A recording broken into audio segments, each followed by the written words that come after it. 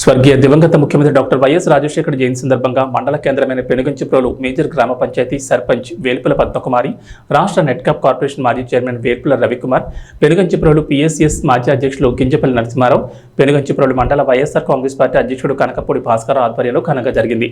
ఈ కార్యక్రమంలో వైసీపీ నాయకులు పాల్గొన్నారు.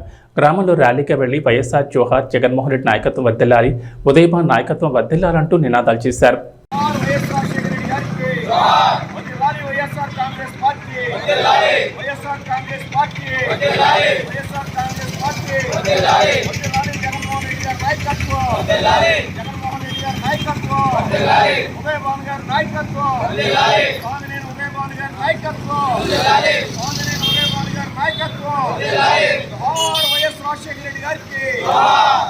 వైఎస్ రాజశేఖర